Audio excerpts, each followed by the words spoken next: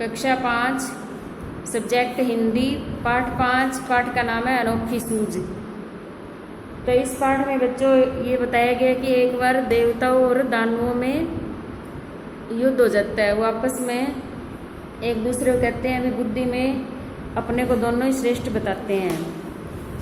इसके लिए वो झगड़ा करते हैं और फिर वो ब्रह्मा जी के पास जाते हैं और उनको कहते हैं कि हमारे में से बुद्धि में श्रेष्ठ कौन है, आप यह हमें बताइए। फिर ब्रह्मा जी को सोच विचार कर उनको कहते हैं कि आप कल भोजन पर आमंत्रित हो, उसके बाद मैं आपको बताऊंगा कि आप दोनों में से बुद्धि में श्रेष्ठ कौन है। फिर अगले दिन देवता और दानव दोनों ब्रह्मा जी के पास पहुंचते हैं। ब्रह्मा जी ने देवता और दानवों को अलग अलग कमरे में लड्डुओं का थाल दिया और बोला कि बिना कुहनी मोड़े आपको भोजन करना है।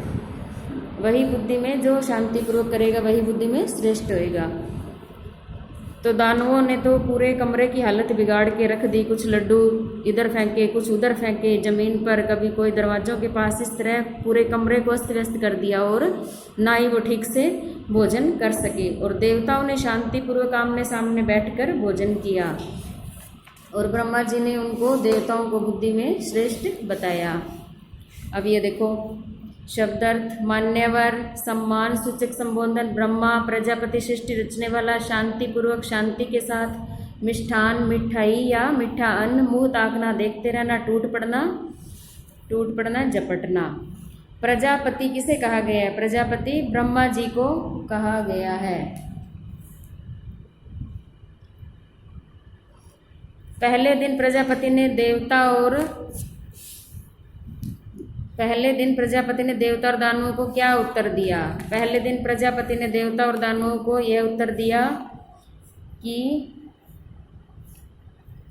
मैं तुम्हारे प्रश्न का उत्तर कल दूंगा। देवताओं और तीसरा देखो, देवताओं और दानवों ने प्रजापति से क्या प्रश्न किया? देवताओं और दानवों ने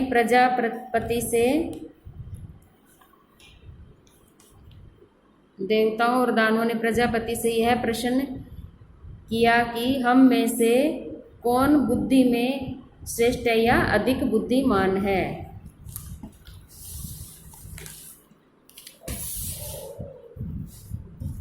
आगे देखो, ऋक स्थान, भोजन के बाद बताऊंगा कि कौन बुद्धि में श्रेष्ठ है। आ ही गए हो तो परीक्षा देनी ही पड़ेगी। वे उन्हें पाने के लिए लपकते रहे, खुद भी खाओ और दूसरों को भी खाने दो। अब ये नीचे देखो सही और गलत का निशान लगाना है। देवताओं और दानवों में युद्ध होता रहता था, इसमें आएगा सही। देवताओं और दानव दोनों को एक ही कमरे में बैठाया गया, इसमें आएगा गलत। प्रजापति ने बिना शर्त भोजन करवाया, गलत। देवता परीक्षा में श्रेष्ठ निकले, सही। अब ये देखो, प्रजापति ने भोजन करने के लिए किन को आमंत्रित किया? इसका उत्तर ये, प्रजापति ने भोजन करने के लिए देवताओं और दानवों को आमंत्रित किया। प्रजापति ने भोजन की क्या शर्त रखी?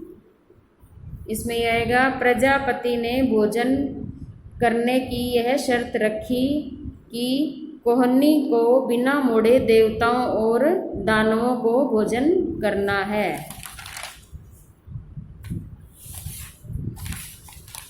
अब आगे देखो, देवताओं ने अपनी सूझबूझ कैसे दिखाई? देवताओं ने अपनी सूझबूझ?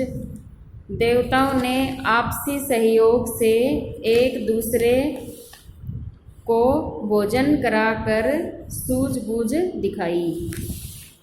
शोरगुल कौन कर रहे थे और क्यों?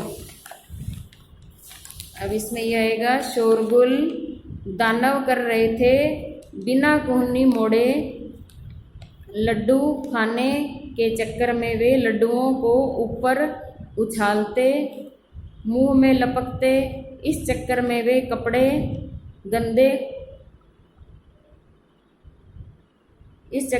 गंदे हो रहे थे, कमरा गंदा हो रहा था।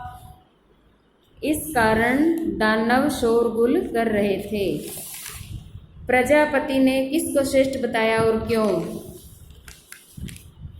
प्रजापति ने देवताओं को श्रेष्ठ बताया क्योंकि देवताओं ने शर्त के अनुसार बिना कोहनी मोड़े, अपनी सूझबूझ से एक दूसरे को लड्डू खिलाकर बुद्धिमानी दिखाई।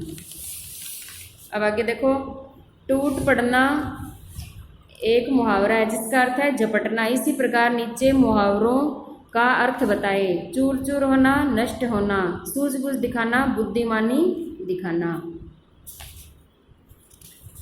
अभी आप अपने हिंदी की नोटबुक में करोगे।